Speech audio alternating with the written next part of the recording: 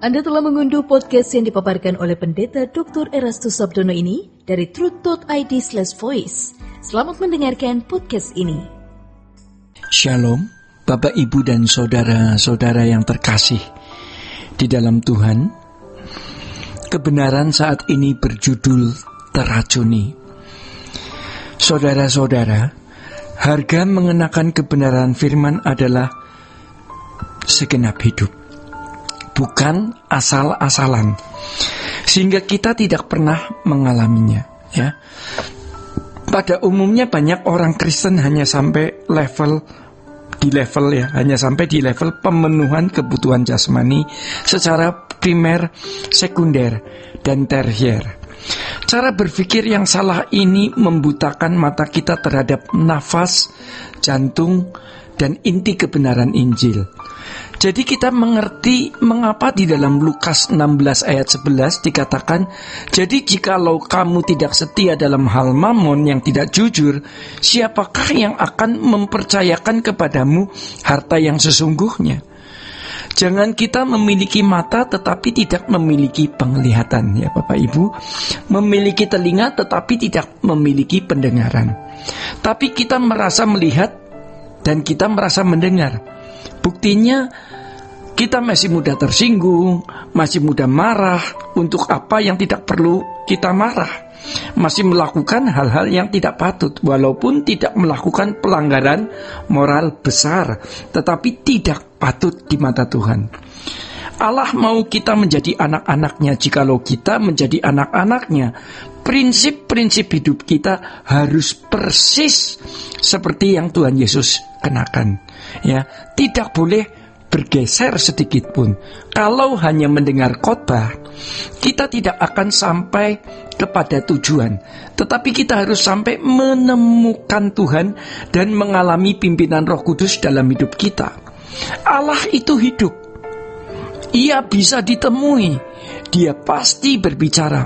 Maka supaya kita bisa mendengar suara Roh Kudus, kita jangan diracuni oleh film-film dan tontonan-tontonan yang rusak, yang tidak baik, pergaulan, percakapan yang bisa merusak pikiran kita. Kita tidak bisa lagi diracuni oleh hal tersebut. Apalagi kalau tercengkerami oleh keinginan-keinginan tertentu. Bahkan sebelum tidur pun kita sudah harus mulai berdoa. Ya, dan waktu tidur sebelum terlelap kita bisa berdialog dengan Tuhan. Jangan berpikir apa yang Tuhan tidak mau kita berpikir. Jangan sampai Tuhan menghardik dengan kalimat, kamu memikirkan apa yang dipikirkan oleh manusia, bukan apa yang dipikirkan oleh Allah. Kita diam, ya, menunggu apa yang Tuhan mau katakan. Jadi Bapak, Ibu, dan saudara-saudara, Allah merancang manusia untuk mewarisi kerajaan Allah. Kemuliaan bersama-sama Tuhan Yesus, ya, Roma 8:17. Ironis, banyak orang tidak sanggup berpikir lagi. Sudah terlalu worldly, duniawi, materialisme. Sudah terlalu terpengaruh oleh cara berpikir duniawi. Sejujurnya Bapak Ibu, kita juga sadar begitu. Maka marilah kita terus menggerus gairah dunia yang ada di dalam diri ini, ya, supaya kita bisa meraih kemuliaan yang Bapa janjikan atau yang Bapa sediakan. Sebagai orang tua, kita tentu mengerti bagaimana memberi yang terbaik untuk anak-anak kita. Ya, kita bisa memilihkan sekolah yang terbaik, pakaian yang baik, kendaraan yang baik. Bapa di surga sudah memberikan putra tunggalnya. Apalagi yang kita inginkan? Apa yang Bapa tidak rela berikan? Firman-Nya mengatakan bahwa kita akan dimuliakan bersama Tuhan Yesus. Tapi sedikit sekali orang yang tertarik dengan hal ini karena dipandang masih samar dan belum pasti. Jadi Bapak, Ibu, dan saudara-saudara, jangan sampai kita menyesal di ujung hidup di mana sudah tidak ada lagi kesempatan.